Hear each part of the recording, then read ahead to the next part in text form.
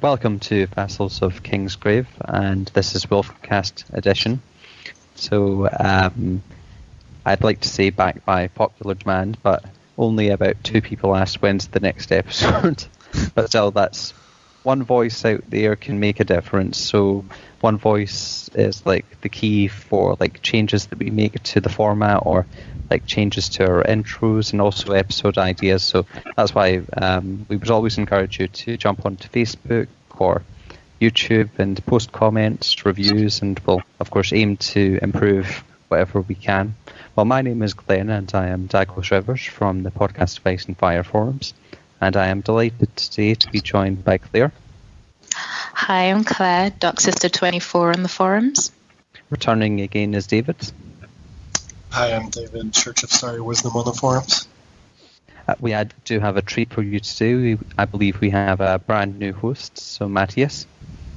Hi, I'm Matthieu. I'm Maker on the forum.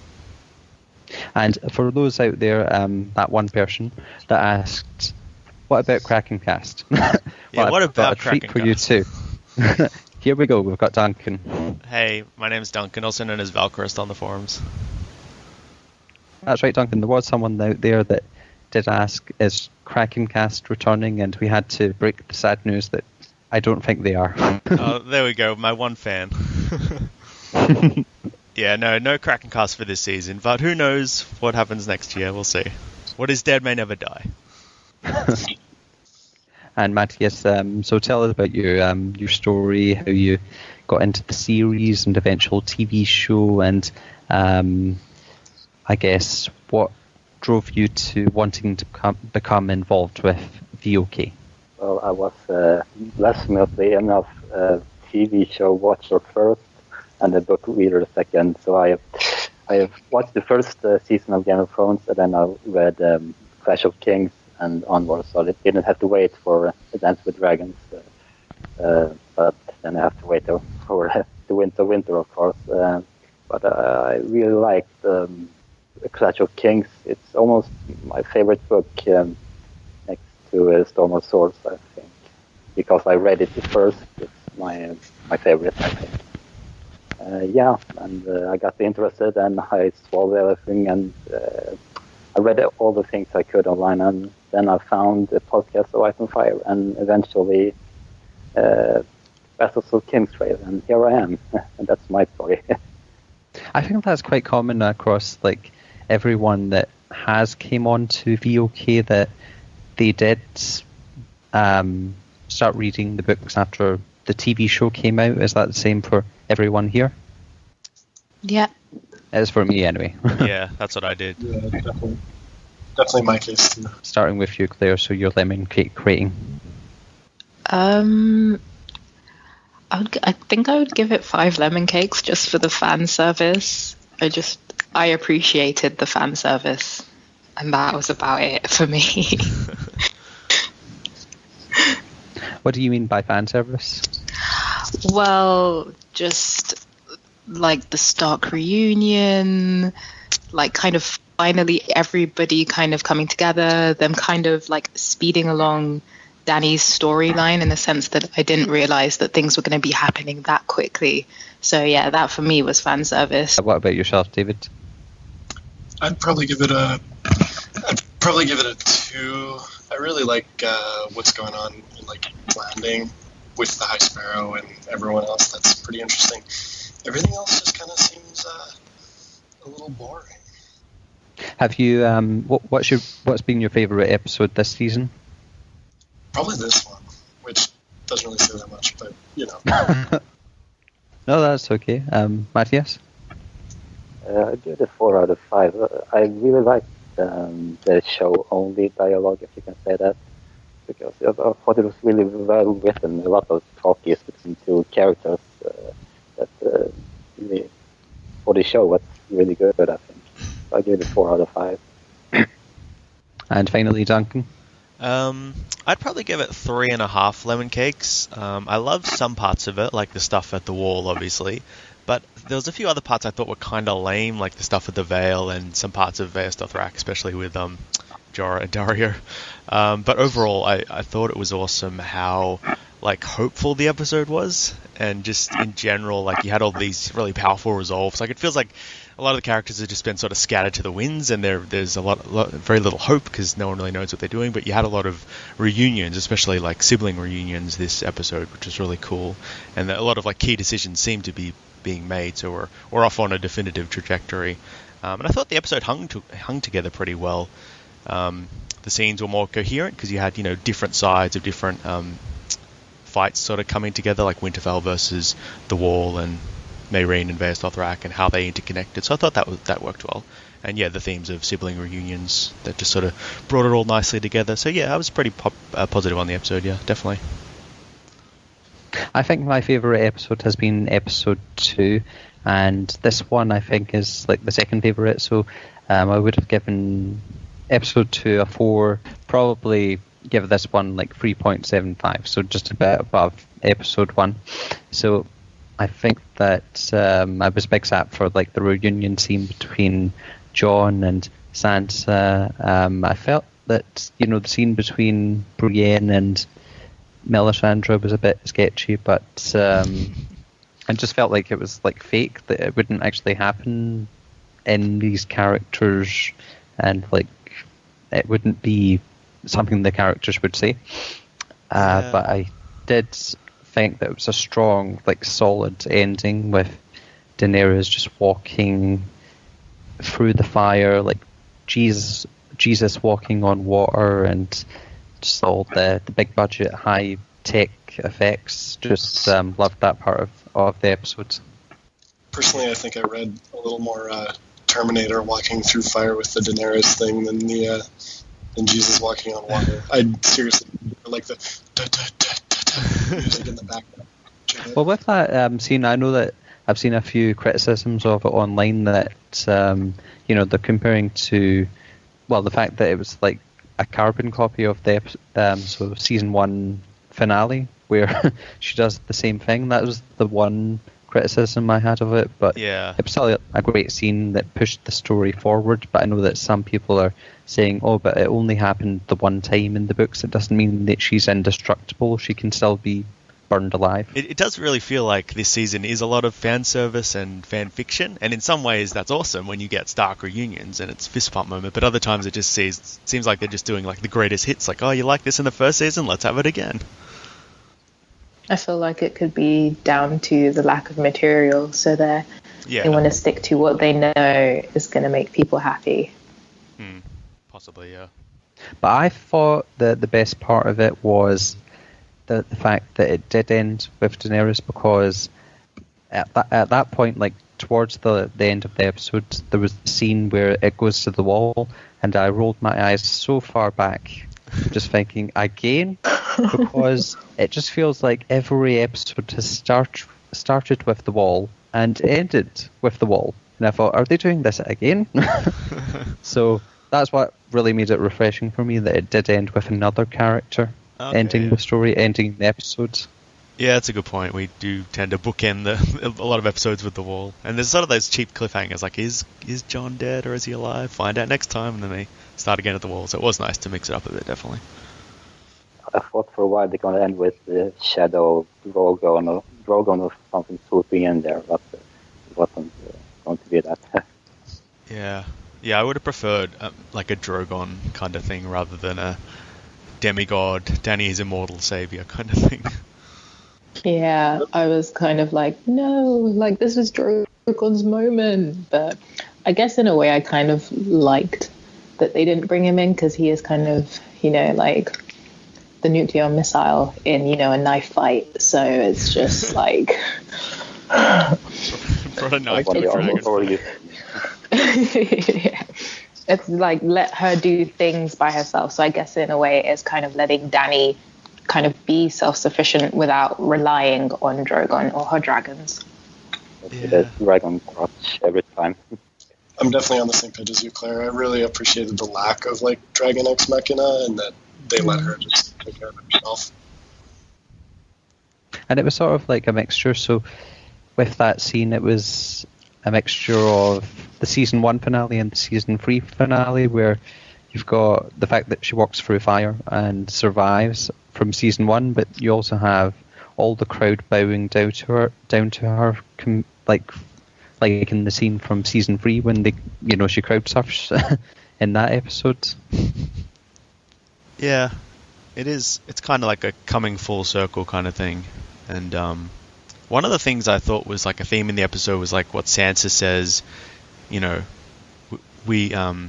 what we would have known in the beginning, like if we had known all of this stuff back in the beginning when we were at Winterfell, what would we have done? And it's kind of like Dany's kind of doing the same thing. What would she have done differently if she had known all these things? And, she's back where she was in season 1 with the Dothraki, but this time she has like, I don't know, the strength or the power or the self-confidence to actually conquer them and dominate them and sort of bind them to her cause. She's not the same person she was in a way. So it's like, it's a repeat of the first season, but this time she has the power to really go all the way. Yeah, I couldn't help thinking throughout this whole entire episode, like, oh, to go forward, you must go back. And I was just like, oh my gosh, like, everybody's moving on, but they're going back to where they came from. It was just like really weird. So it does seem to spoil what might be happening in the books. I mean, they are definitely diverging in a lot of ways, but like Dany leading a host of Dothraki, I don't know how they can get around that in the books. That seems like a pretty definitive plot beat.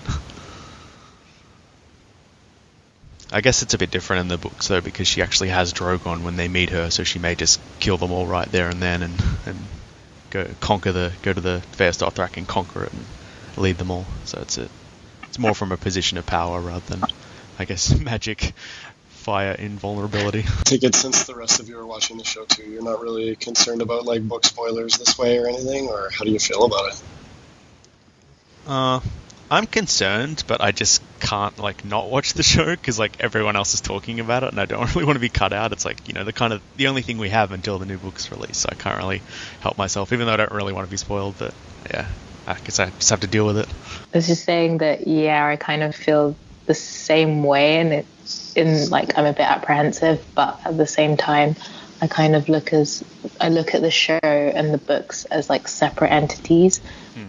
But I know that things are going to get spoiled, so I'm hurting myself, but like I'm going to keep watching. It is comforting to know how much the show is diverging, though. Like there are things in the show that can't possibly happen in the books, like all the stuff with Rickon and Ramsay, and like so. Obviously, there are things that are they're wild. So it will be fun to see what was there and what wasn't. But it's not like flat out everything's going to be the same. So it's not as bad as it could be. Yeah.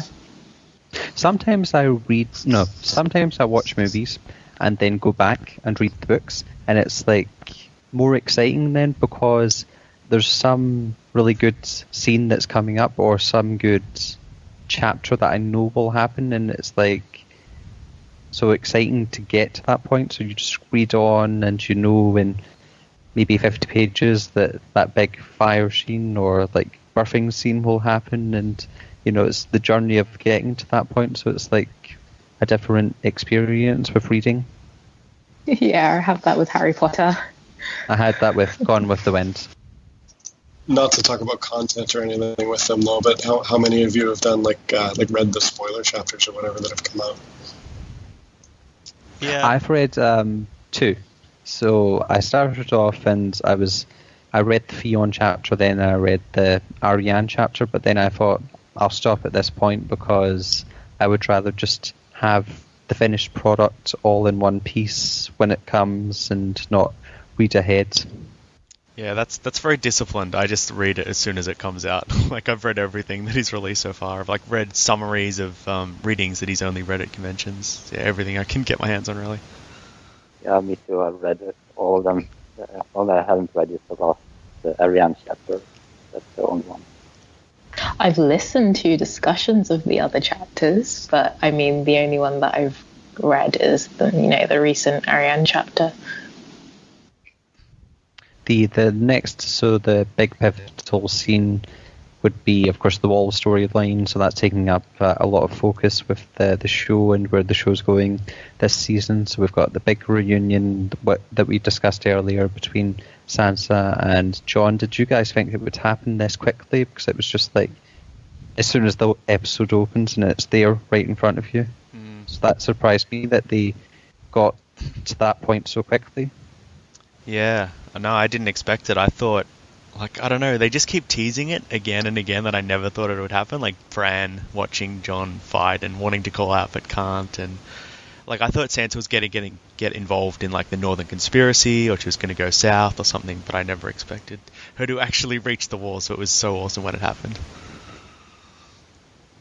You know, sort of like last season where Brienne is like in hiding for like the entire season and nothing happens until the final episode. I thought they would do something like that for this season, but then it's just a quick reunion and, you know, conversation between her and Jon. She regrets being such a pest to him and like excluding him and treating him like a bastard all his life and stuff, and you know, he's forgiving, and they both decide to put that behind them because they have only themselves now in the world, and you know, they're reunited and they've got all these siblings out there that they might never see again.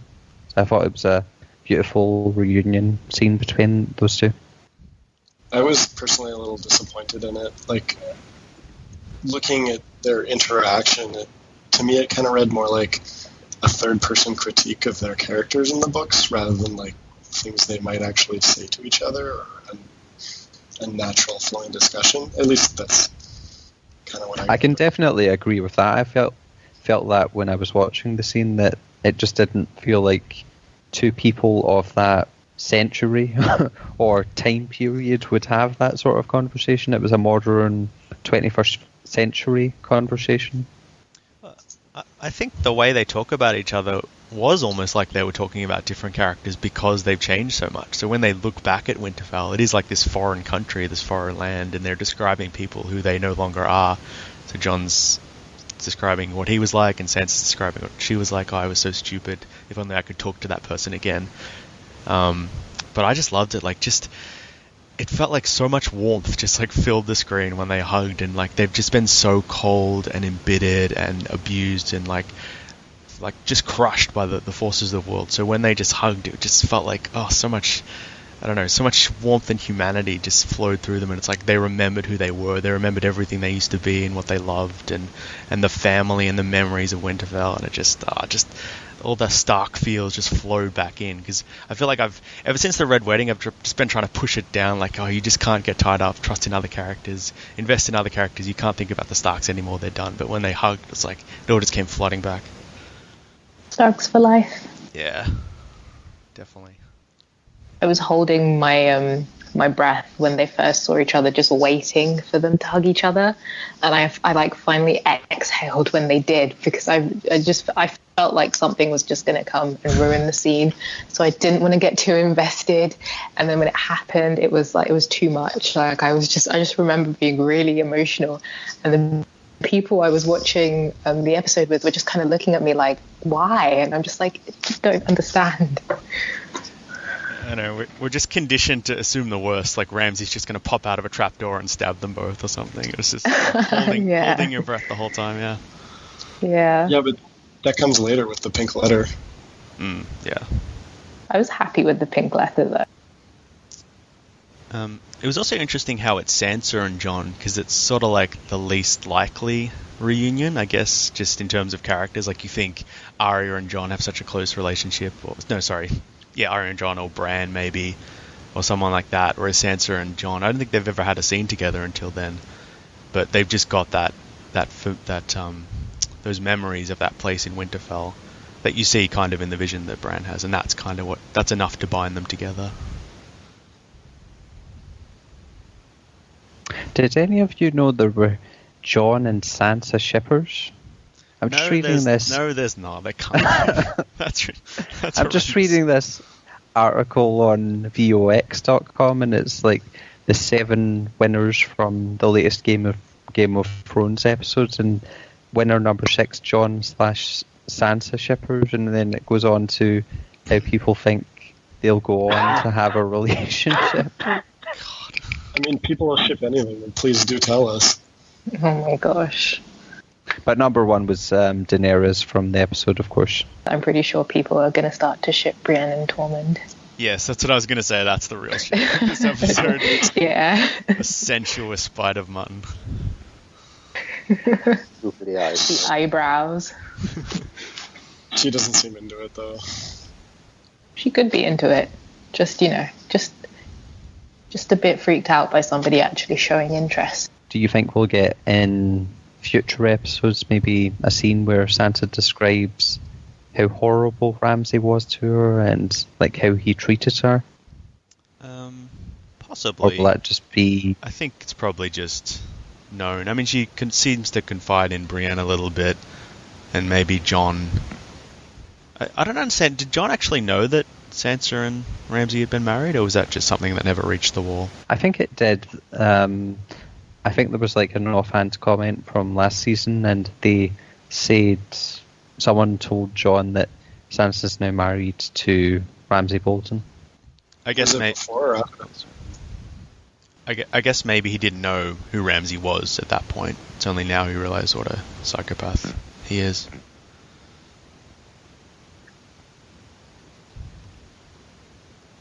But yeah, actually I would like to see more scenes between Jon and Sansa just discussing the things they've been through. We get a bit with Jon just describing all the horrible things he's been forced to do and how he's been disenfranchised with the Watch. But yeah, maybe learning a bit about what Sansa went through at King's Landing and Winterfell. Like, just supporting each other, because it's like they're the only people who have some of those bonds and can confide in each other. So that'd be nice to develop their characters a bit more. Because it is really a partnership that's sort of been... It is really a partnership that's sort of been set up between them. Like, they sort of need each other to reclaim the North and reclaim their home in a lot of ways.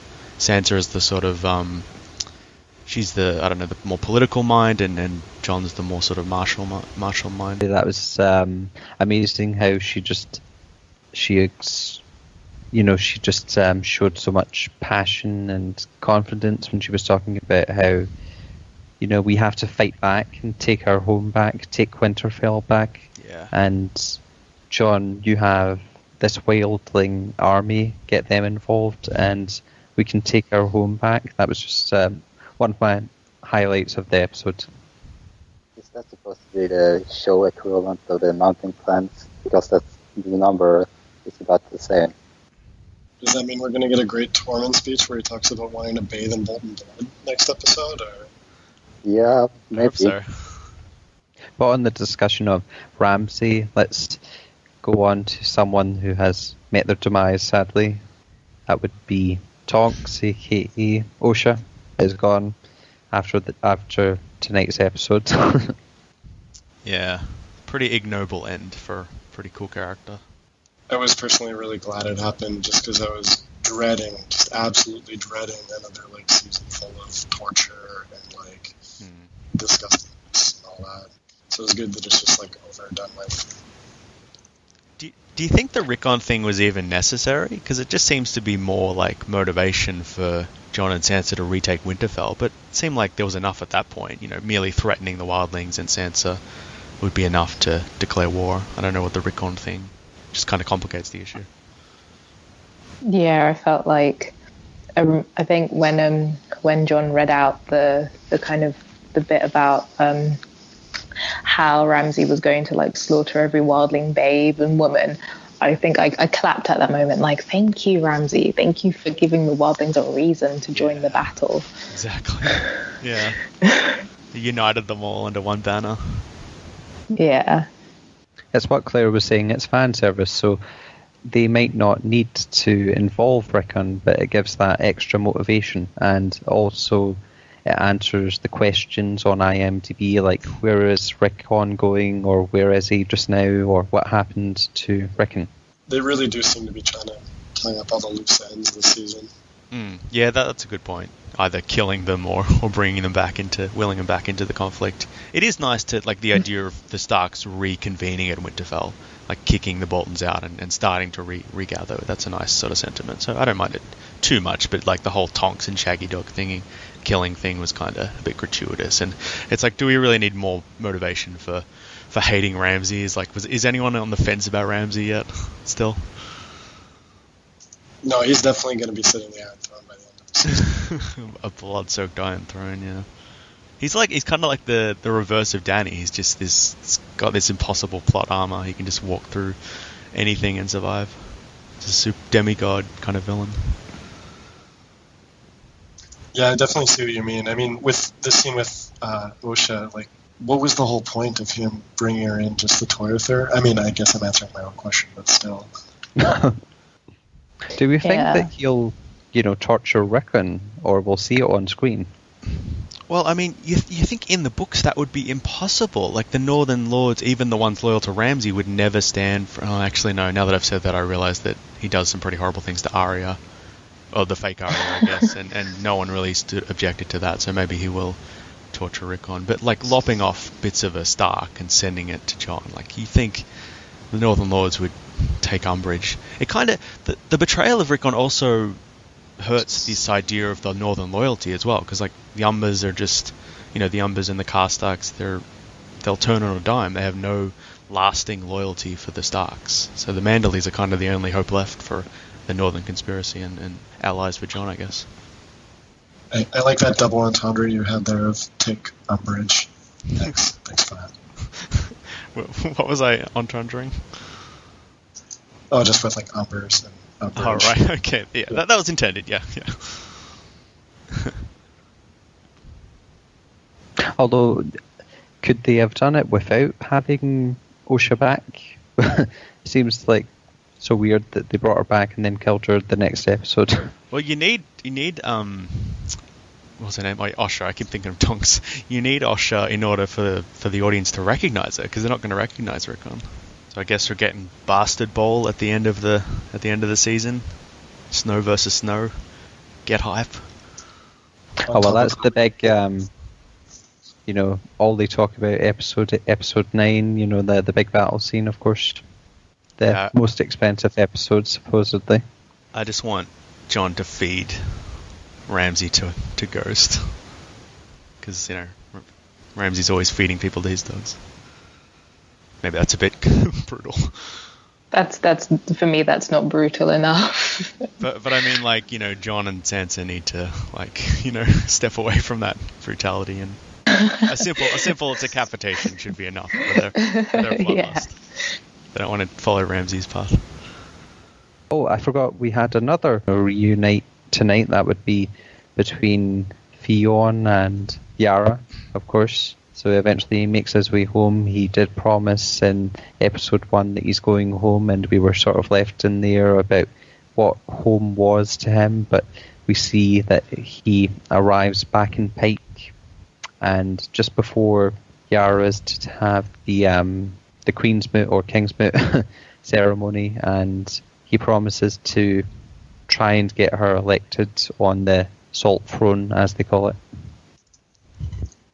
Yeah, I like the conversation between them, with how he was like, "Oh, he chopped bits of me," and she was like, "Yeah, we got one of those bits." Yeah, it's a very different kind of sibling reunion. Shows how much more garbage the Greyjoys are compared to the Starks. There's no sympathy, there's no love, no bonds whatsoever. They're just cold, ruthless people. Tears are seen as a weakness instead of a strength. Yeah, I was kind of thinking if Theon helps, Yara achieve her goal, then is there any way that the Ironborn could possibly help Jon and Sansa? I don't know what Theon's going to do, because I assume Euron's going to triumph in the King's Moot. So what is there left for Theon and what's her name, Yara, to do? Yeah, I guess it'd be nice for their characters to actually maybe reconcile with each other. That would be a nice, putting aside their harsh Greyjoy ways and actually, seeing that as a negative, constant battle and constant ruthlessness. Maybe, learning to sympathise with each other and try and forge a new way for the Ironborn. Yeah, I did sort of laugh at the fact that Yara's, saying to Theon, "We did everything we could. I lost men trying to save your life." But as I remember it, she got there and was scared away by a couple of dogs. Yeah. The shirtless Ramsay. Yeah. And then the story just left in, limbo for another season, and then that's when Theon was more terrorized, and she wasn't even in that season, so season 5. Yeah. I've really been immensely disappointed in Yara/Asha's depiction in the show. They've really taken away a lot of her like humor and a lot of her like humanity. Because out of the Greyjoys, she's definitely the one with the most of that. Yeah. I was wondering, is she if there's a possibility that they're doing Victorian storyline from the books, would she be the one, or would it be both her and Theon, possibly? Going to Meereen. Yeah. Oh, that could be cool. Yeah, maybe trying to It would be a nice, Yeah, change of scenery for Theon. Also, we haven't seen Yara in Volantis or something like that in the pre-show, or was it someone else? Well, yeah, they do need a navy at Meereen, so maybe Euron will send them to take the ships to Dany to offer an alliance, but they'll plot to betray Euron and say, "Come with us, Dany, and destroy this usurper who's on our land, and we'll help you take the Iron Throne." Oh, Theon deserves some sunshine. Yeah, get a tan going. Yeah. I mean, as long as they include them, I'll be happy. Well, Theon kind of has a similar backstory to a lot of the people that Dany's rescued. Like, I don't know, Grey Worm and Theon having a chat. Could be some, mutual therapy going on there. The big scene between, in King's Landing, so the Tyrells and the Lannisters put aside their differences and bond over Marjorie, and the one thing that does it for them is Cersei says that Marjorie is to do a walk of shame, and that convinces, of course, Lady Olenna to join forces and put a stop to that and get an army in to try and stop the High Sparrow. Yeah, the High Sparrow's becoming quite a villain, because he's quite disturbing the way he presents such a like kindly and like repentant old man. You know, he's trying to help people, but behind the scenes he's doing some of the most vicious things. Like the way he keeps shirking a lot of the brutality onto other people, like Scepter, what's her name? Scepter Unella. And then you see, like when she has the, Marjorie has this conversation with him where he's sort of starting to make a bit of sense. He's starting to convince her the way he does with Tommen.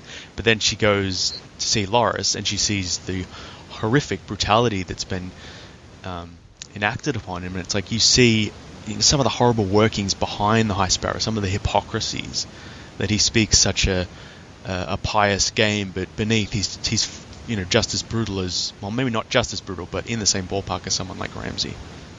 He just presents this much sweeter smelling facade, but he's I did find the little insight to his backstory very interesting, about how he was a cobbler and the reason why he doesn't wear shoes. I did like that.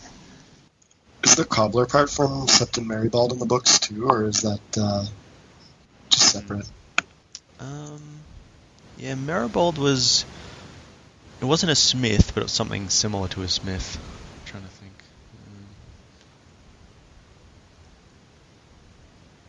It doesn't have shoes, it had these gnarled feet in the books, I think. Or is it the High Sparrow as well? I can't recall. I think it's both. Yeah. I do really appreciate the High Sparrow as a character in the show, though. The scenes with him are some of the more interesting ones, and I definitely sit up and pay attention whenever he's talking. I'm curious to see if they end up having more parallels between him and the situation of like the Meereenese slaves and whatnot, because they're definitely opposing some similar forces. Not that the Faith Millicent are really portrayed as people who you want to be on the same side as or anything.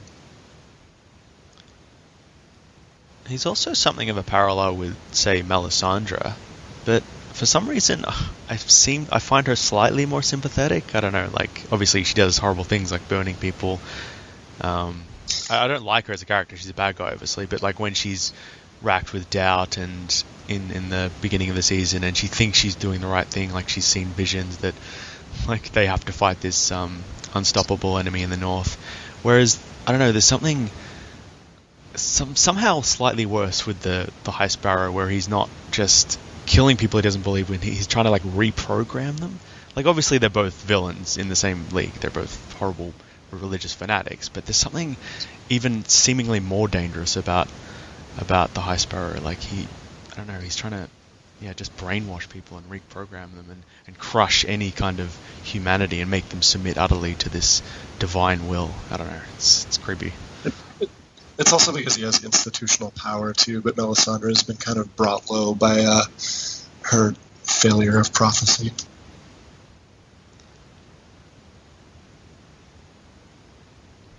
And you sort of see how full of doubt Melisandre is in this season. Like she really, when she doesn't have something to believe in, she's very off center or off focus. So she you see her in this episode already starting to say, now I'm going to obey Jon Snow because he's the prince that was promised. Like that need to submit yourself, place your personhood and your actions in the hands of some higher power, so you don't have to take responsibility for them. Maybe there is a High Sparrow-like figure in Essos, because they had the political system there with a R'hllor more in Essos than in Westeros. Yeah, and you do see some of that in, I think it was the first episode of the season, where the faith of the Red God are gathering in little dank alleys, which is something you sort of see last season with the Faith of the Seven. So there is this disenfranchisement with the monarchy and the feudalism, and people are flocking to religion as this new institution. Those parallels really just make me super thirsty to see what happens in the books with the Faith of R'hllor on the rise in the Riverlands, and then the High Sparrow and everything in King's Landing. It's definitely going to be interesting. It's there's a bit of a parallel with King's Landing, because you have like the Wildlings and Sansa and Jon and Melisandre and Davos kind of uniting. It's this uneasy alliance uniting against someone like Ramsay, and you also sort of have that with the Faith of the Seven, where he's starting to make war on everyone, and these former enemies like the Tyrells and the Lannisters are sort of having to team up to fight this even more destructive force. So that was kind of interesting. And I guess it's a microcosm with Jorah and Dario, and also the Tyrion and I've forgotten everyone's name, Grey Worm and Missandei and all that. So these really evil forces are emerging in the world that former enemies have to team up against. Do you think it's a trap though in King's Landing? Do you think that when the Tyrell army comes, it's going to be it's going to backfire on them? I think it must be. I think the High Sparrow told that to Tommen, knowing that he would pass it on to Cersei. So he's moving pieces around to his own advantage. So maybe he's got something in mind. He wants to incite a riot in order to galvanize the small folk against the monarchy. Is he setting the trap though, or is Cersei? That's a good point. Like maybe Cersei and Olenna will see that trap and outmaneuver it or something else. We'll have to see. I'm more curious to see if Cersei's actually genuine in her siding with the Tyrells, or whether that she's trying to set them up to fail so she can come back on top again. I kind of think she might be. Like, I kind of think she's definitely still got a lot of wickedness in her, but just like knowing what it feels like to go through the walk of shame, she might actually feel some sympathy for Marjorie and want to help her, and knowing that a lot of the stability of the monarchy is that kind of shadow on the wall thing, where the queen has to be this almost godlike figure. So to diminish them like that is stripping them of a lot of that power and allowing people like this High Sparrow to take over. So that power needs to be preserved in order to preserve her own son's appearance of power. When do we think that, will their plan work of the larger army and the Tyrell forces coming in? Will it work as planned, or will something happen to, put that in jeopardy? The plan to, overthrow the High Sparrow? I'm not really clear what the plan was exactly. They're just going to assemble the army as a threat, but they're not actually going to use it. And maybe they're hoping that the High Sparrows will attack first or something. And because it's the Tyrells, the Lannisters won't get any blowback. Is that the idea, or it wasn't really clear to me? I thought the plan was to actually use the army, not make a threat. Actually use the army, and take action to get free Marjorie and Loras. Right. I think that's definitely coming. Like, we definitely see the army in King's Landing in the preview trailers. Yeah, because I assumed that, because Cersei still has her trial coming up, so I assumed there would be like a trial by battle scenario where she would have Robert Strong as her defender, but I don't know, they seem to be veering away from that into all-out battle. If it does come to trial by combat, do you think it'll be Clegane Bowl, what with how often the Hound has been mentioned? They haven't really set that up, that Clegane is anywhere near, that the Hound is anywhere near the Faith of the Seven. I don't know. It's possible. No, but we're supposed to be getting like the brother from that island in this season, though, and there's supposed to be more Riverland stuff with the Freys and whatnot. I don't know who exactly is going to be the POV for that or anything, but I would imagine. I hope it's Jaime, because so far he has done nothing this season. He's just Cersei's hype man. Like he's lost any kind of characterization that he had in season 3 and 4. Oh yeah, sort of like her sidekick. He seems to have lost his voice. He's a bit more brutish than he was in the past, where he had more swagger and suaveness, whereas here he's just kind of bursts into the small council, drags us a chair up to it and says, oh, we're going to stay, we have every right to be here, where it's, doesn't have that Jaime kind of wit we're used to. I definitely agree, and even when he does seem to be speaking from himself, it's definitely like thoughts that it's the same type of thing that Cersei would be saying. When do we all think we'll see Dorne again, or the Sand Snakes? Hopefully never. I mean, it's so weird. You've got the opening episode, they're there, and like you think something's happening with that, or you see them in King's Landing, I think, and then they've not been there ever since. What if one of the Sand Snakes serves on behalf of the Faith to fight Robert Strong, since they hate, Gregor Clegane so much, and they want to see the Lannisters fall? That sounds so ridiculous. It must happen on the show. That was my reasoning. Like, the Sand Snakes are they're so terrible. They're just like, they hype themselves up so much as these badasses, but literally they win by pure treachery. Like, they can't beat, a one-handed Jaime and Bronn, yet they keep hyping themselves up as the greatest, legacy of God, what is everyone's name? Sorry, what is... Not Doran. Oberyn Martell. But they continue that legacy by killing his other family members. And then they fight, like, Trystane, who's not even, battle trained. But they kill him by stabbing him in the back of the throat. They kill Areo Hotar by stabbing in the back. They're just they're just this horrible mix of cowardice and arrogance. Anyway, that's my Sand Snakes rant for the episode. Sorry. It was a big episode for returning characters, or characters we haven't seen in a long time, because we also had Littlefinger tonight with, of course, Robert Arryn and like his plans to take back Winterfell, of course. Yeah, this was one of the scenes I felt was pretty awkward, especially since we haven't seen Littlefinger in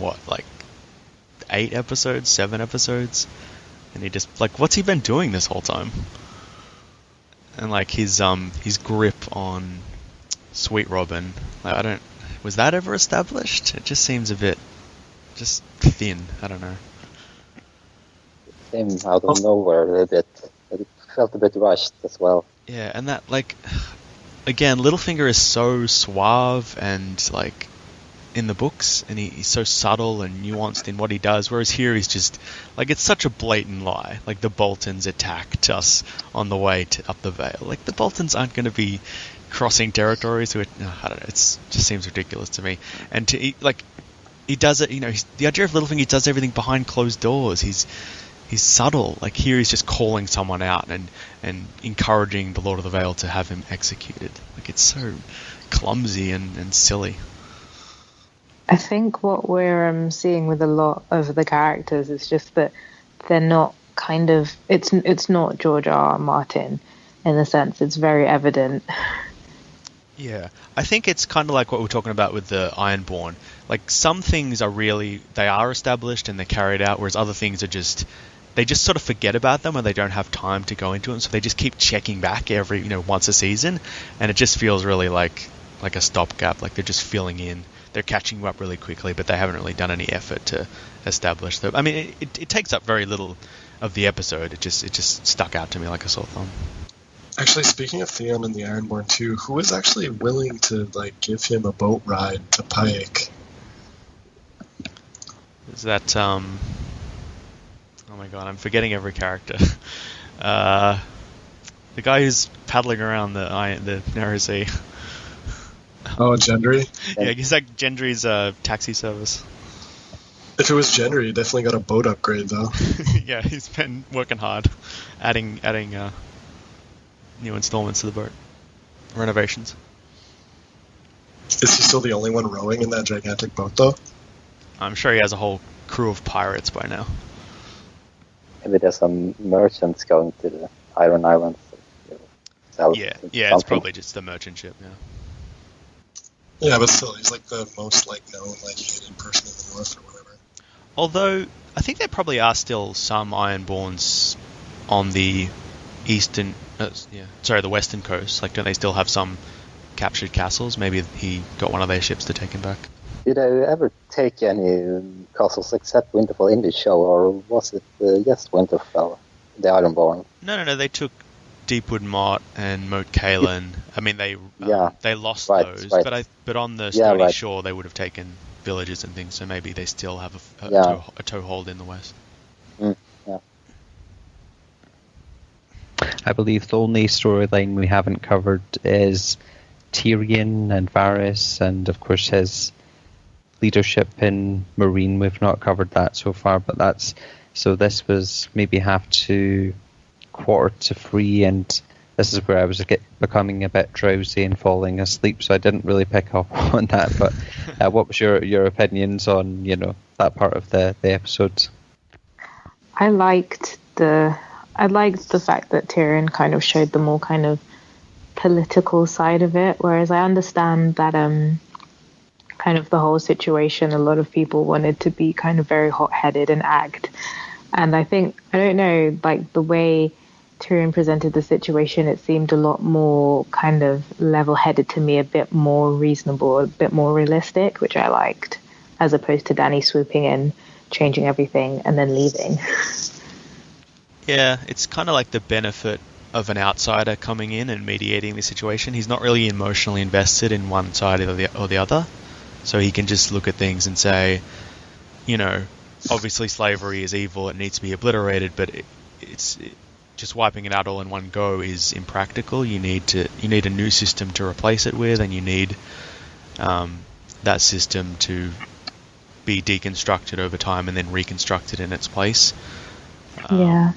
But I totally understand the points of Grey Worm and Missandei. Like, I think ultimately the slavers don't want to abide, like they have no intentions of giving up the slave trade, and they're just pandering to Tyrion in order to buy time and probably build up their armies further before they attack.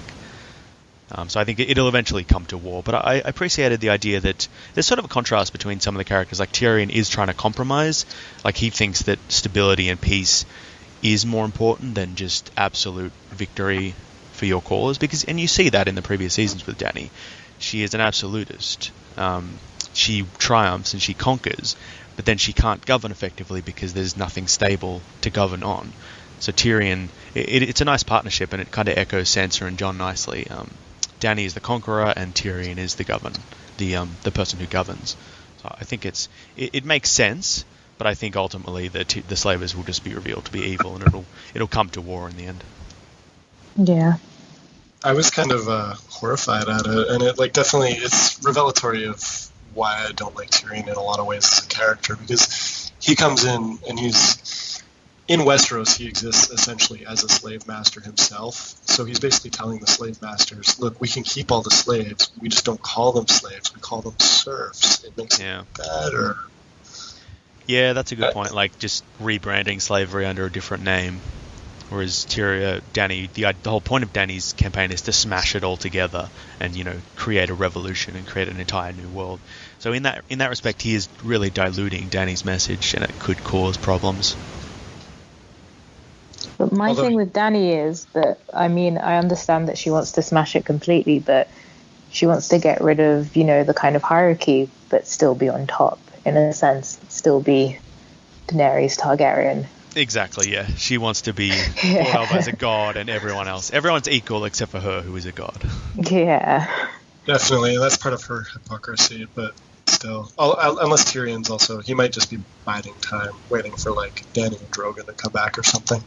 That's possible, yeah. He might just want to stop the violence in the street in order to shore up his own defenses and army. Yeah. I thought the other dragons, they're going to get mentioned Tyrion with Varys or Tyrion. I don't know if you guys follow that as well. I had totally forgotten about. I was kind of surprised that the slave masters didn't ask for one of the conditions be that they should kill the dragons, but I had totally forgotten about them. Yeah, they might try and do that anyway, and that'll be what turns Tyrion fully against them. It's no more compromises, we're at war. I don't know. Yeah. From what I've read of what D&D have said, though, they kind of wanted to make Tyrion seem like Lincoln in the in this episode, which I can see, and then I can totally see the same kind of failure of Lincoln's route, and then the Civil War happens anyways, but I guess we'll see in the next few episodes. Maybe it's a bit like Daenerys. They didn't want to overuse the dragons, to make it on their own, with showing his diplomatic or political skills without using the dragons. Plus it conserves the show budget. Yeah, that too. Yeah. And was the selection of 7 years, would that be just fitting with the theme of the show and the backstory, 7 gods, 7 kingdoms? So that's why they chose 7 years, or was it just a coincidence? Possibly. 7 pointed That's what star. stood out to me when Tyrion said 7 years. I just thought, is that because 7 is the magical number within the show? And the 7-pointed star gets mentioned, and that's the title of the whole thing, the Book of the Stranger, who's the 7th god. The show's been blowing out of the park, the numbers for the show anyway, because I was thinking that at this point it would be starting to go downhill at this point, that it would be lost its hype, but it's just continuing to go up and up each week, in the UK, so 2.24 million watched it, which is the highest rated episode ever. So I think it's common across the world that people just keep watching and tell their friends, and more people start watching. So I wonder when it will, start to fade. Yeah, I don't know. It seems to be a runaway success. I can't really see it ending until the showrunners decide to conclude it, at which point it will get its biggest ratings. Because I was predicting it would be this season, that's where it would start to go down in numbers, but it's actually had its biggest launch ever, so I was wrong there. I'm sure for everyone who quits watching too, there's 2 or 3 more who start watching and catch up on the DVDs or whatever. Yeah, it's got so much mainstream momentum that even the small selection of people who do stop watching, it's got so much hype that just anyone off the street is coming in to watch it just because they've heard so much about it. So it's got a lot of steam behind it, I think. Hi guys. Oh, hi, Hey. Matthieu. Hey, Beric. Hi. Hi. Sorry I'm a bit late, but I must have fallen asleep at about 10 o'clock or something like that, and so I just by accident I just woke up now. I'm sorry if I left you guys hanging there for a while. Yeah, I believe that was your excuse last time, wasn't it, that you fell asleep? To me, it's the problem is that most of the time when people do a VOK and they are from the US, the time is actually much different. In this case, it's I have less of an excuse, I would say. Did you enjoy the episode? Yes, actually, I think it's. I think so far, I think it might be the best episode of the season for me. So I gave it a 4.5 out of 5. I think the only one moment that might not be as strong in the episode for me was I think that was the OSHA scene. That's the one that felt a bit repetitive because it didn't really add anything that we didn't already know. So the rest of it was actually quite good. So. And what was your favourite scene? I think those were the Sansa and Jon scenes in the episode. I think the moment they read everything through the second Sansa and Jon scene was my favorite, I guess, because it's you have all these characters that there's such a hodgepodge of different characters. They're all sitting around the table and eating something, and then at some point they have to read the pink letter and that sort of thing, which is, yeah. And I generally enjoy Sansa being much more proactive and determined than she used to be. So, yeah. Yeah, Sansa's had a really hard time the last couple of seasons. Pretty much the whole series run, it seems. She's been, abused by one character or another, but it's nice you really see all the strength and anger she still has left in her. Like, she's really preserved that Stark loyalty and that feeling of, we have to set things right. We've been shown evil and we can't run from it anymore. We have to stand up and fight against it. Yeah, I think this has sort of led up. I mean, everything that she has sort of gone through has sort of led up to this moment, I feel like, in the show. So, I'm not sure if that says anything about what's going to happen in the books or anything like that. Did you guys talk about that? Like, do you think that she's going to do something similar in the books where she, does become like Queen of the North or something like that? Like some people suspect that she's essentially like the Littlefinger is sort of making sure that she's doing something that's sort of uniting people behind her and that sort of thing. Yeah, possibly. I'm sort of hoping that all the stories that we're seeing just now, or all the storylines, are going in a different direction in the book, so that gives us something fresh to read.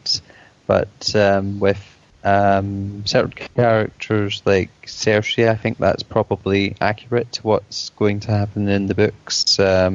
Arya, most likely, but characters like Sansa and Jon, those are sort of like going off track, and there will be a different version in the books to what we see on the TV show. Sansa might have a sort of what Littlefinger is doing in the show, where she hears the North's call for aid, and she leads the Knights of the Vale to help the North, either against the Boltons or against the others, and that's where she reunites with Jon. So it might be a similar fate where she becomes a sort of Queen of the North. They've just taken different routes to get there, or it could be something completely different. Who knows?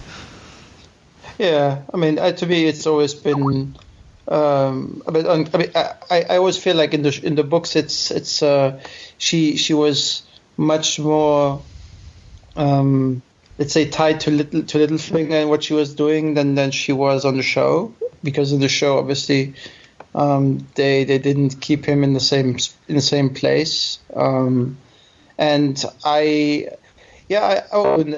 also something that I particularly enjoyed. I think the Littlefinger that we saw in this episode was much closer to the Littlefinger from the books, because he managed to sort of play his card of, influencing Sweet Robin to his own advantage. Like that's something that book Littlefinger, I think, would do, basically, that he sort of plays the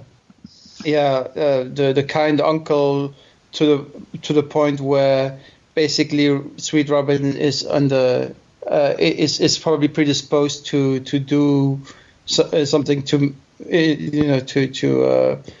help whatever Littlefinger wants, essentially. And so it's those kind of things. I think. It's something that I feel like that might be something that might also happen in the books, where he might get rid of Jon Royce through Sweet Robin.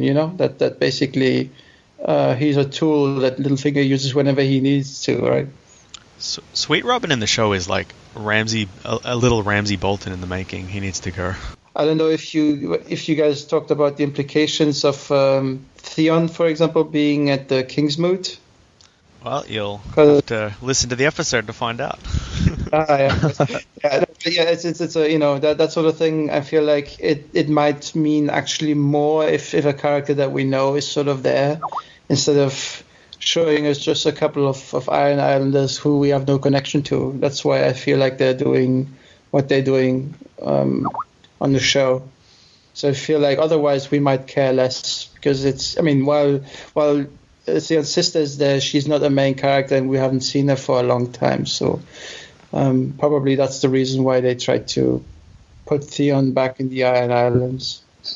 So there's lots of stuff that they sort of changed, which might actually sort of be an amalgamation of where things were in books 4 and 5 and where things are going to be in book 6 maybe, or 7. I heard that lots of people had maybe more of a problem with, for example, the pacing of the King's Landing plot, because for me, it's just shaping up. I can see where more or less it's going on the show. So that's the sort of laying the foundation for something. But yeah, we'll need to see. Well, on that, Matthieu, do you or does anyone have any predictions of what you think might happen next episode or the next couple of episodes? Any big, game changer moments? Did you guys all see the preview for next episode? Oh, I've never watched them. Oh, okay. I always forget to. Well, we don't actually get them in the UK. It's just like you've got the episode and you've got the fade to black ending credits, but you don't actually get a preview for the next episode until Oh yeah, not straight after the episode anyway. Well, maybe you watched it on the Game of Thrones YouTube channel, maybe, because that's where they usually put them as well. So if you ever want to watch them, they are on there. I've seen it, so I might. Depending on how much you guys want to discuss what they show in the preview, like.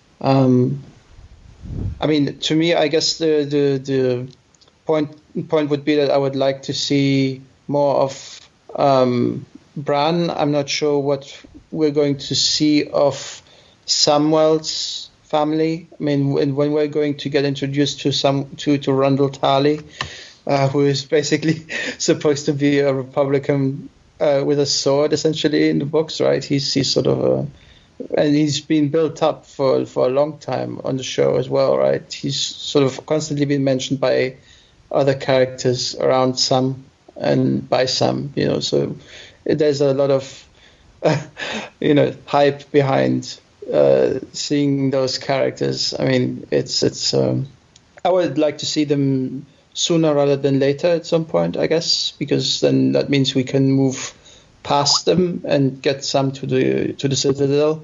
This was bugging me. I was trying to think the other day, what was his name? So they have cast Sam's brother, and it's that guy from Harry Potter, but I couldn't remember what his name was in Harry Potter.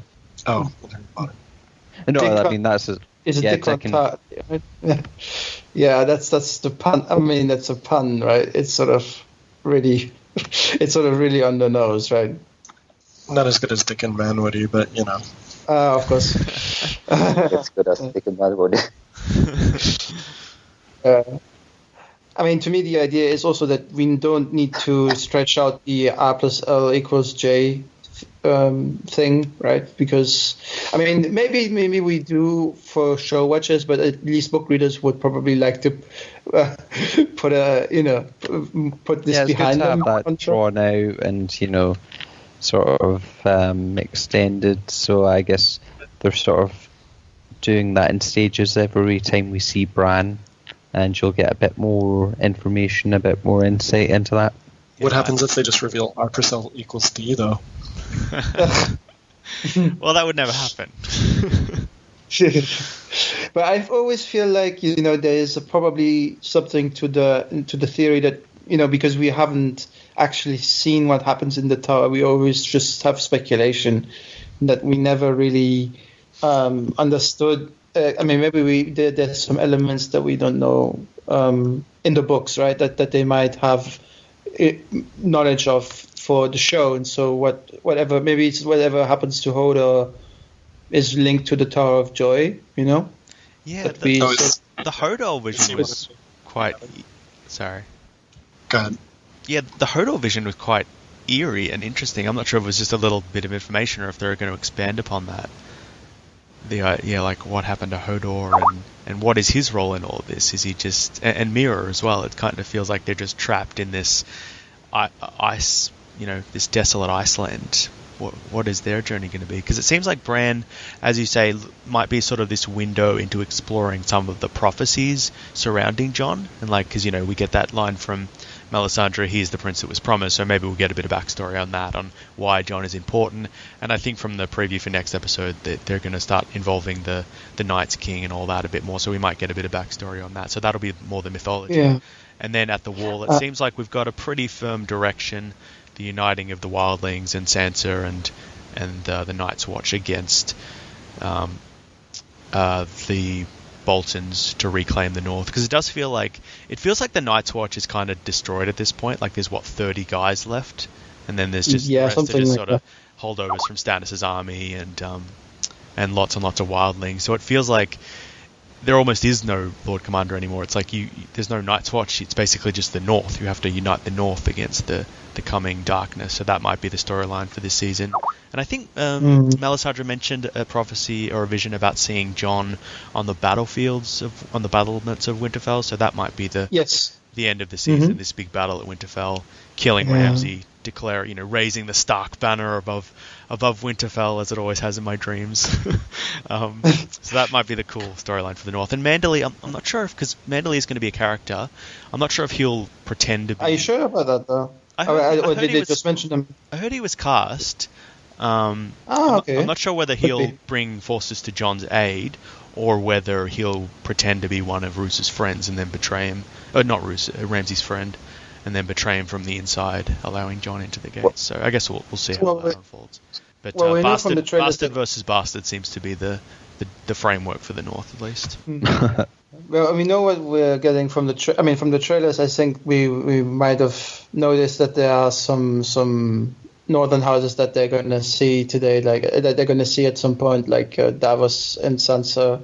They're going to probably try to rally some of the northern houses. I have two theories. There's one that is, moments. Yeah. There's a theory that I have. So far every episode has had two scenes at the Wall. One at the beginning of the episode, one towards the ending of the episode. It's sort of like, to me, it feels like the show is checking in whether or not the Wall is still there. Like at the beginning, is the Wall still there? And then at the ending of the episode, oh yeah, it's still there. At some point, I guess in the last episode of the season, I predict that the Wall will probably fall apart at the end of an episode. It's going to be the last scene of I never thought on that. Or even the last scene of the whole season. Yeah, the Wall, the horn being blown, the Wall falling apart, and they're all at Winterfell celebrating, and then now the true battle begins, I guess. Yeah, that would be something that I could see the show doing that way, because they have. At least they introduced the horn in season 2, right? So at some point they might need to use it. I don't remember that in the show. When the Fist of the First Men, they sort of found the dragon glass, and at the same time they found a horn amongst the dragon glass, I forgot but that. they didn't talk about it too much. It was just one scene, but Sam sort of talked about that someone buried that stuff at the Fist of the First Men. Yeah. So I'm not sure whether or not they're going to go with that or whether they dropped it or not, because the Horn of Winter hasn't been really a thing on the show. So we might need to wait and see. The other thing is that some people have said that the last scene of the episode with Dany, I mean, which I found was a great scene, was the idea basically that it confirms. I mean, that it confirms that the Targaryens are fireproof on the show, but I don't think that's the case. I think it's actually just Dany. There's something special about Dany on the show that makes her fireproof in a sense, because to me it always felt like it played into that sort of Prince that was promised prophecy, you know, this sort of like chosen Azor High reborn kind of thing.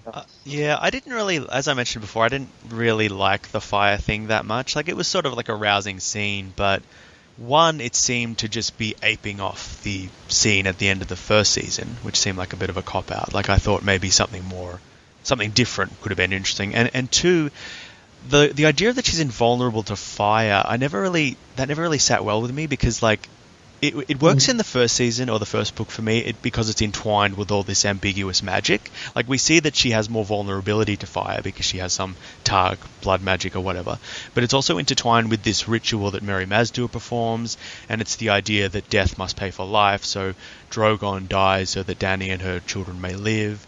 And it's also like this idea that Dany actually did die in the fire and she was reborn, I guess, like she, death from life from death. So it was, because it was more ambiguous, I could it made sense for me. Like, it was this one-off miraculous occasion where dragons were, magic was manifested and dragons were brought back into the world. Whereas here, it just seems like she can flick on this magic like it's a light switch. Like, she's immortal, basically, which it just really cheapens the character for me. It just makes it seem like she's a god. Like, she no longer has to plan or plot or strategize or convince people or give rousing speeches or use her connection with her dragon. She's just immortal. She'll just survive anything. She's like Ramsay. She has plot armor. And so now we have the resurrection scene, quote unquote, with fire, with Daenerys. And I mean, there are some other elements on the show where I feel like this theme of resurrection might become much more prominent in the next couple of episodes, because thinking of what Brienne is going to do maybe later on in the season. Maybe she's going to, from what we understand, she's going to the Riverlands at some point. Maybe from the trailers, that seems to be the indication, at least. So whether or not they're going to do something with Lady Stoneheart is up to debate. I feel, because could be that they sort of introduce her at the end of the season. I think it's too late for that. I wouldn't just count it out just yet. It might be something that speculations about another character, Sansa, being Lady Stoneheart. No. So yeah, could be. Never. I mean, in the sense that she should have sent Brienne to exact revenge on people that she feels like have sort of hurt her family. Could be. That's possible. Yeah. I mean, the Hound is likely going to come back this year. Like, it's not really a resurrection, but it plays into this theme of, bringing characters back into the narrative that we thought were maybe gone for good in the narrative. That's sort of, I feel also like maybe we might see Benjen this year. And I mean, that there's all kinds of possibilities that when you look at this idea of resurrecting characters and bringing characters back into the story when you thought they were gone previously, or maybe Benjen is just a plot device in the books and the show to sort of get characters to go on this journey to find him, but he actually doesn't matter all that much.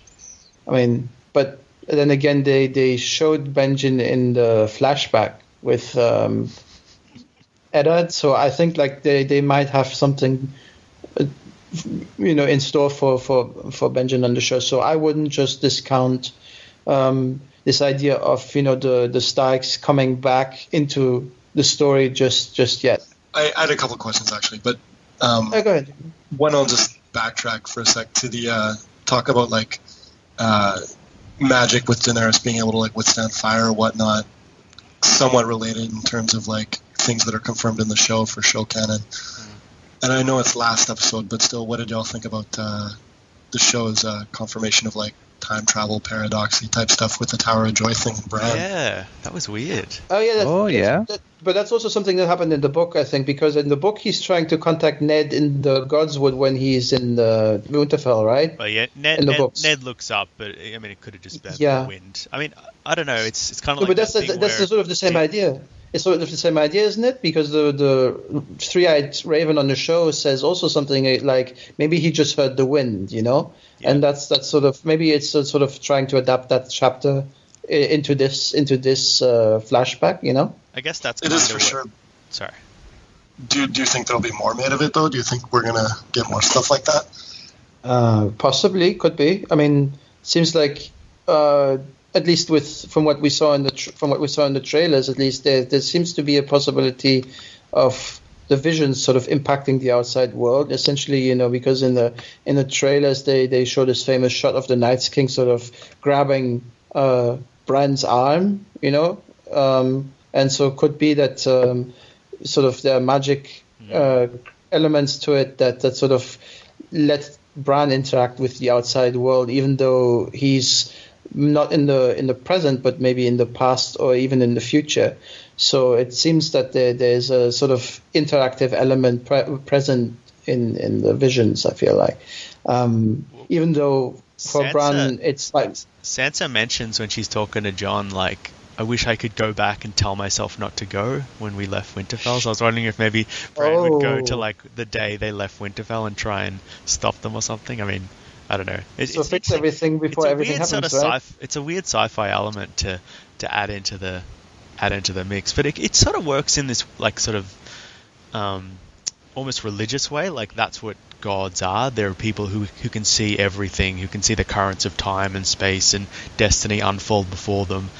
And they can try and speak to us, but ultimately we won't listen. Like it's just we see it as the wind or the earth, or like it's almost natural vibrations that can maybe show the butterfly flapping in the breeze and seeing far off what it causes, but only someone like Bran could see the whole thing play out. That's a cool reading of it. Yeah, I hope that we get more of it. It's just that at the pacing of the show at the moment, where they sort of are going through big moments rather quickly. I'm not sure how much time we have for that. I mean, there's still 6 episodes left in the season, so I would hope that there's something. It's hard to believe, isn't it? That it's 6 episodes to go. I mean, it feels like it just started last week. Yeah, it's kind of it's kind of, the pacing is really good this year. I feel like it's not, you know, usually they drag it out the first 3 episodes. It's just sort of setting things up, but here they've sort of gotten to some big moments rather quickly, which is good because it keeps the plot moving forward. I feel that's always a good thing, even though sometimes I feel like people might be it might make people less patient with smaller scenes or slower scenes. Like, you know, I enjoy, you know, the High Sparrow talking to Marjorie about his past and that sort of thing because it's a good character building moment. But I understand why some people who want plot advancement might feel like, this is taking too much time. But, you know, looking back on the first couple of seasons, those kinds of scenes are actually really, really important, you know, because you want something more than just pure plot development. You want the characters to actually grow, and sometimes that means you have to sort of sacrifice a couple of minutes to get the characters to talk about, you know, something that's important to them, but not necessarily important to the plot, right? The one area we didn't really talk about is like Jorah and Daario. What do y'all think is going to happen with them? Do you think Jorah's grayscale is going to spread or anything? Daario is going to probably rat him out because he's a douche, both in the books and the show, so I wouldn't trust Daario with that kind of information. I don't know what Danny's going to do about it. That's the thing. It will have a big impact on the show, otherwise they wouldn't have brought it up. But I just don't know where it's going or what will happen with it. I mean, there's an episode. I mean, I don't know if you know this, but some of the episode titles have been confirmed. So I think the 6th episode is called "Blood of My Blood." So seems like something it's something that Jorah said. So I think it might be coming into play sooner rather than later. I feel like. He'll probably we might actually get something. He'll probably just sacrifice himself to knowing he's going to die to save Dany or something. Or hopefully he doesn't get sent into exile for like the 10th time. Yeah, maybe it's just a sort of an element to sort of get him to be desperate. In a sense that he knows that he's on a clock essentially, and so he has to get to get Dany to safety as quickly as possible. And that sort of thing. Like, I was sort of afraid that he might give the Dothraki the grayscale, and so that even though Dany might now be in a better position to sort of invade Westeros, she might also be bringing a plague there, which is not really a good idea.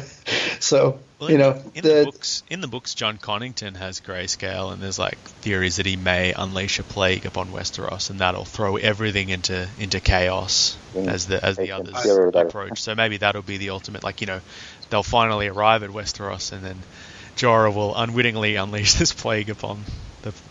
Well, I mean that would be something that Martin would do in the books. I feel like that's where you have. It's just going to be like the Walking Dead by the end. It's just everyone will be like Stone Man and White Walkers and others. And I was going to ask about Arya. What do you think? What's going to happen to her? But we can wait till when we see her again. That's okay.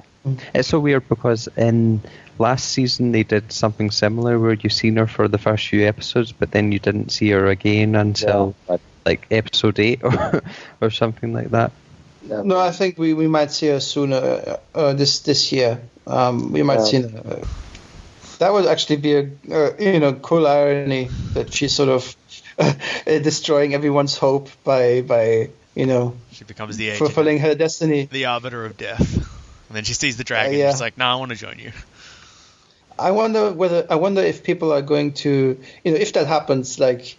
Are people going to be really upset with Arya, or are they just going to say, well, she didn't know if what Dany represents essentially, that's to me that would be sort of a question of which character do you prefer, like out of the two, like do you want Dany to live or do you want Arya to fulfill her destiny as an assassin, that's sort of. We'll have to wait and see. Yes, we shall see. We shall see. Yes. But thanks everyone for joining me for this review tonight. Are you going to try and beat the Dragon Cast? I don't think you can do that because they've got a day advantage as well. So it's like unless I did it right now and just published it, then it would be impossible. Yeah, they've got like 50 people to share the responsibilities.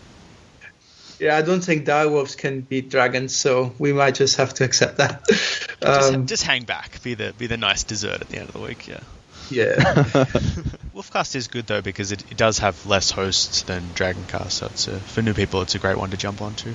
So thanks for hosting, Glenn. Thanks for letting me on. You're welcome. Yes, thanks for being our gracious host again. Yeah, thank you, Dan, for hosting. Definitely, thank you. And for editing.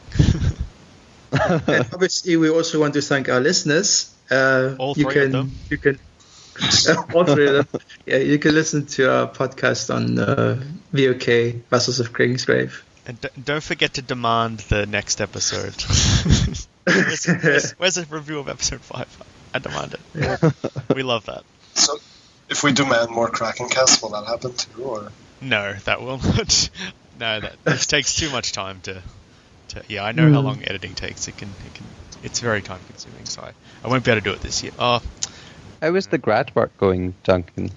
Yeah, it's gone well. Got a huge assignment to deliver in June, so I'm working towards that. But hopefully after that I can maybe record a couple podcasts. Yeah. Because I think Macca and me are thinking about doing season 6 of The Sopranos, like a retrospective, because we've done the first 5 seasons in previous podcasts, but we'd like to just finish that off. So if there's any fans of The Sopranos who want to talk about the final season, especially the final episode, which is still a very ambiguous fate for the characters, feel free to let us know and you can jump on. And just a quick question personally on the way things ended on The Sopranos, yay or nay? Well, you'll have to wait and see what we talk about. We'll decide that on the Sopranos podcast. Well, thanks guys for joining me tonight, and I'll have a good day tomorrow. Good night. Thanks. Yeah, good night, everyone. Good night. Yeah, thanks Good night, for everyone. Okay, See bye. you guys. Bye. Bye.